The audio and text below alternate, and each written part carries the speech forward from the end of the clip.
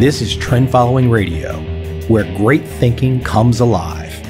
Nobel Prize winners, legendary traders, best-selling authors, and the pros that know what drive us irrational human beings. I am your host, Michael Covell. Not filtered, raw, honest. That's my passion.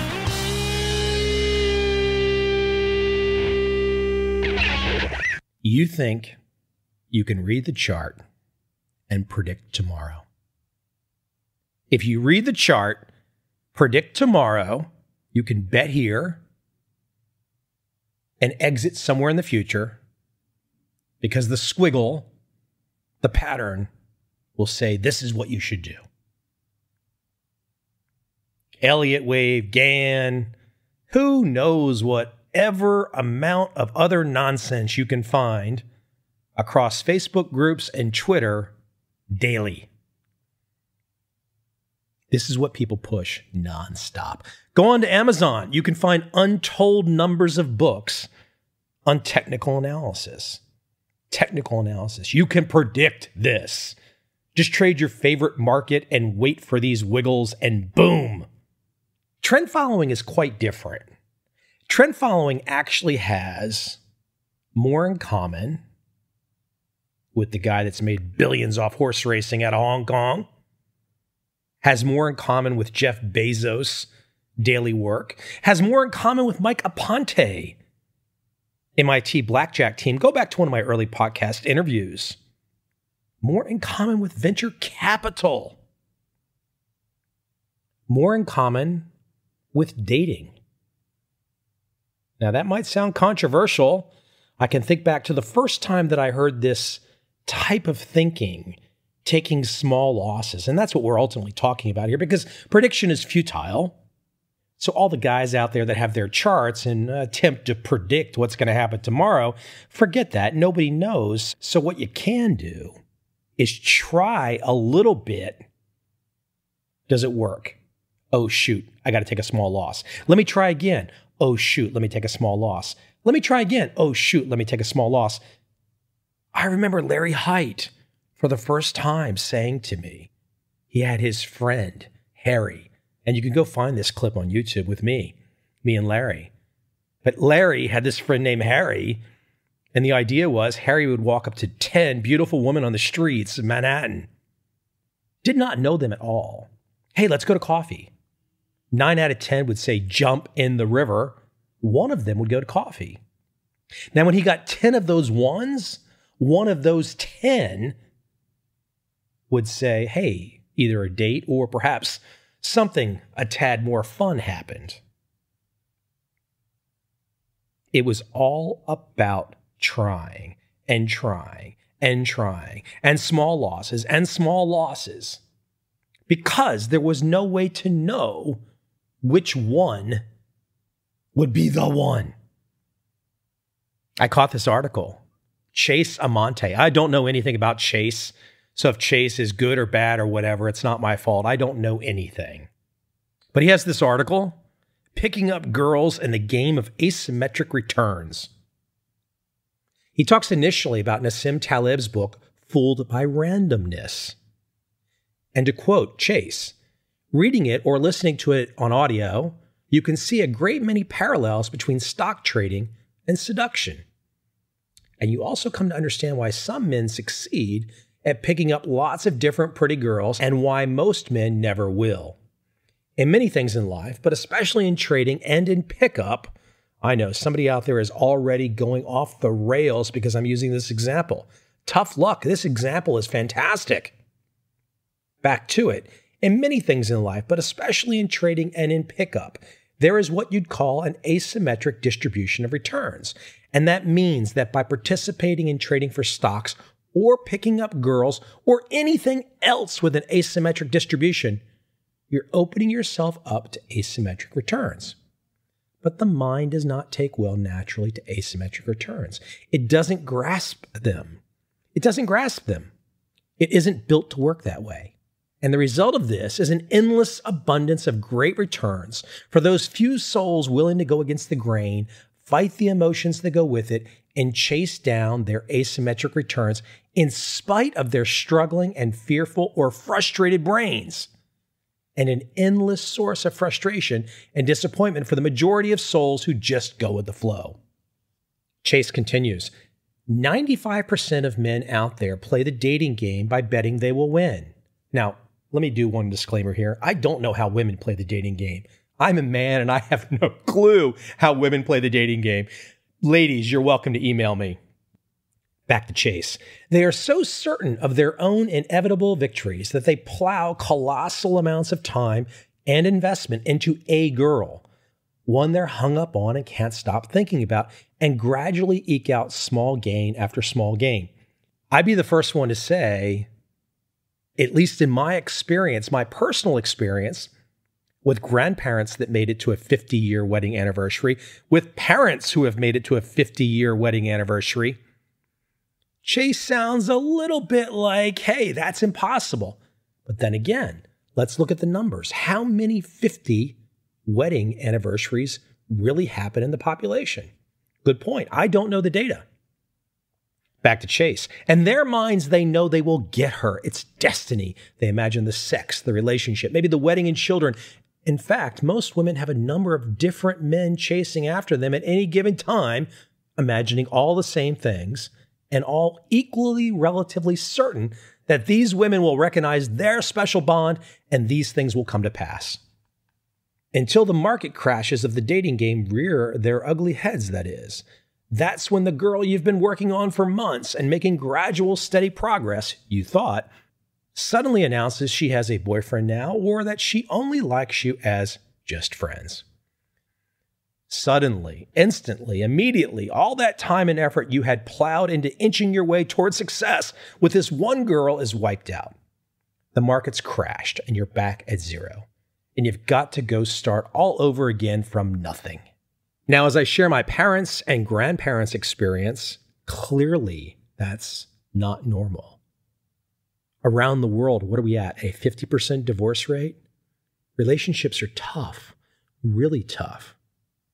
But it's really counterintuitive to think for any of us, and I'm talking from a guy's perspective, to just walk up to somebody and say, hey, let's go out. It's not natural. And it's even more not natural to know that 90% perhaps will say, no, I'm not going anywhere near anywhere with you.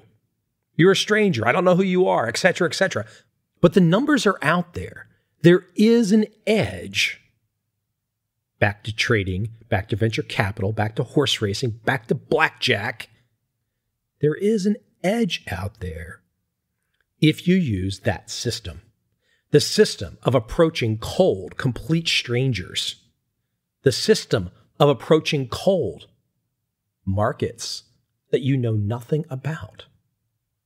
You don't know anything about coffee. You don't know anything about palladium. You don't know anything about crude oil. You don't know anything about the 10 girls that just walked past you. Girls, women, don't get mad at me. Whatever you want to describe members of the opposite sex as, depending on your age, status, rank, whatever. Don't beat me up for semantics.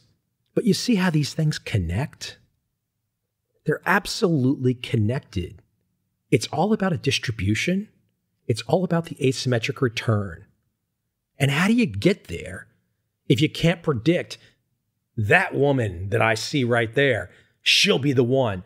That market right there, this market, my favorite market that I'm trading right now, Tesla. I know this is going to be the one that makes me rich.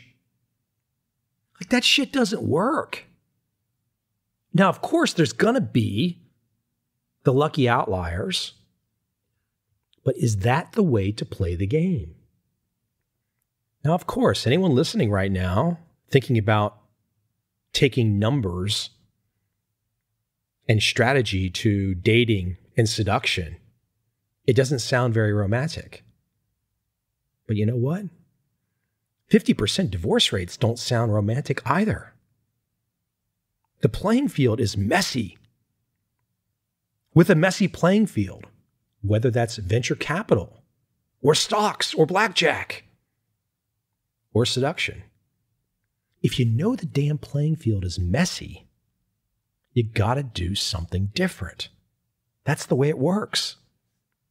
This is why I make the case that trend following has nothing to do with all of these stock jockeys on Twitter telling you they know what's going to happen tomorrow, or they're applying trend following, supposedly trend following, to one market. You can't apply trend following to one market. It's not trend following. I don't know what it is, but it's not trend following. I had a good friend of mine email me the other day. He said, look at this comment. And it was a link to a chart. And the chart showed a stock index moving along. It was animated. And superimposed on top of it was a trend following strategy. And the trend following strategy was doing a little bit better than the stock index as it animated out from left to right. But it was completely correlated. Your eyeball look at it said, my gosh, okay, supposedly this trend following strategy has better performance than the stock index buy and hold that everyone's got, but it's going up and down at the same time. That's not trend following. That's some type of relative strength, who knows what. But that's not what I'm talking about, where you don't know a damn thing, you dip your toe in the water, and you don't know what's going to take off. You don't know which blackjack hand or series of hands are going to pay off. You don't know which series of bets at the horse track are going to pay off. You don't know which one of the 20 companies that you've bet on in your venture capital portfolio are going to pay off. And you sure as hell don't know if you're tracking 20, 30, 40, 50 markets in your tracking portfolio. You absolutely have no idea at the end of the year which one of those markets are going to make you money. But this stuff is not easy. I mean, the psychology behind this is why Daniel Kahneman won the Nobel Prize. Go read his book, Thinking, Fast and Slow.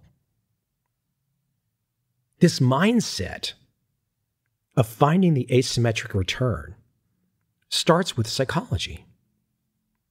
It starts with you. Can you be calm enough? Can you be comfortable enough to take the hits? Can you get punched in the stomach every day for days and realize that you're playing a game? And that if you keep playing a game that has a good set of odds, where the expectation for the game that you're playing is on your side, then you properly bet, and everyone knows what properly betting means. You properly bet so you don't blow out. You properly bet so you don't blow out. That's it, man. Let me quote one more paragraph from Chase, taking trend following to seduction. From a pure benefits to his life perspective, you'd think that most men would think, after enough failed relationships and go nowhere fixations on girls, that it's time they tried a different strategy. Instead of focusing on one girl with only middling levels of commitment to them, how about they cast a wider net and see what they can pull in with it? But they don't. The reason why is because picking up girls doesn't feel like winning to most men, at least not starting out. It feels like losing. You go up and get rejection after rejection, trying to figure out this seduction thing and consistently coming up short. We could just take literally the words about seduction out of what I just read and replace with trading. It's exactly the same. People fixate on their one market because they know it will come home.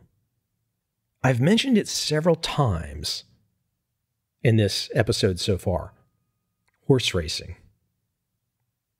I caught a piece the other day in Bloomberg, The Gambler Who Cracked the Horse Racing Code. Bill Bittner did the impossible. He wrote an algorithm that couldn't lose at the track. Close to $1 billion later, he tells his story for the first time. I was not familiar with Bill. It's an interesting story. I implore you to go read it. Dated May 3rd, 2018. It just came out. Bill's background: he grew up idolizing Ed Thorpe, made some money in the 80s as a blackjack card counter. Well, right there we know that he's used to the trend-following mindset. Before he ever made his billions from horse racing, Bill was a trend-following trader at the blackjack tables, taking small losses and waiting for the right hand and then betting appropriately. I emphasize the part about blackjack and the trend-following analogy because, unless I'm mistaken, this article and any other piece of information that I've found about Bill doesn't really talk about his how on horse racing. It doesn't say, hey, for example, we're taking 70% losers and making all of our money on the 30% winners. I have not seen that distribution type thinking. I've not seen the asymmetric bet process described. So even though we know that Bill has made his money at the track, the horse track, Hong Kong specifically, even though we know he's made an absolute fortune, and he's used a very statistical, quant mindset, very probabilistic, clearly was influenced by Ed Thorpe, clearly influenced by the Kelly criteria. Betting plays a huge role in what he does. But what I don't know, and I can't say for sure, is he a 40% winners guy or is he a 95% winners guy? If he's a 95% winners guy, it's more like an arbitrage. He's arbed the Hong Kong horse tracks. If he's more of a 40% winners guy, he's a horse track trend following guy. Now, either way, he has to have a positive mathematical expectation. And he has to have an appropriate betting strategy. He's just not so forthright on telling us exactly what he has done. But reading the Bloomberg article is quite interesting because when you think about horse racing, you immediately say to yourself, my God, the numbers of variables, the weather, the jockey, injuries. How can you keep track of all these variables? And one way to think about all those variables would be to contrast with stock trading and say the fundamentals. When you think about all of the fundamentals of horse racing, they can go on forever. How do you tap all of that together to make bets? Man, that seems complicated as hell.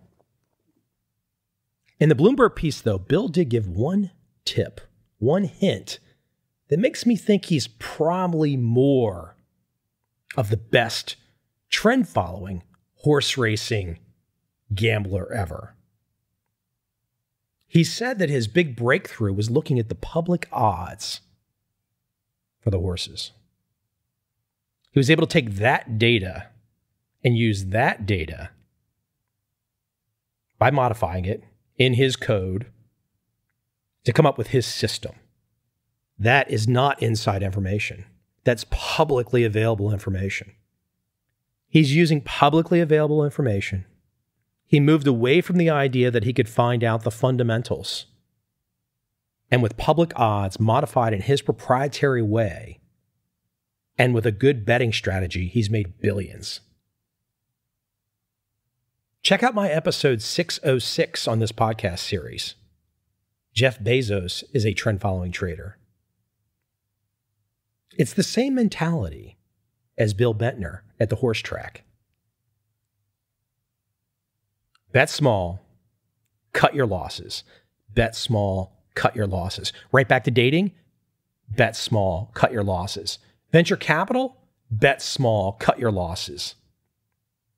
Asymmetric returns, yeah, what are you going to do? You're going to get a few big winners, and that's going to pay for everything. Someone said to me the other day, they said, well, you know, Mike, you can't use this strategy for average people. The average person doesn't want to do this. They don't want to think this way. It's not for average people. What in the hell is an average person? Who wants to be average? I don't care what you do in your life. Find something, find some piece of a direction where you can get asymmetric. Asymmetric gives you the chance to get outside of average. But the point's well taken. Why pay attention to anyone who talks about above average if you just want average? That's your personal choice. Everyone has to wake up each day of their life and say, what do I want? Because they haven't invented this life extension stuff yet. So you got one life. And what are you going to do? Are you going to be like everyone else? Are you going to take a chance of kicking the door in and finding those damn asymmetric returns that Nassim Taleb so artfully writes about?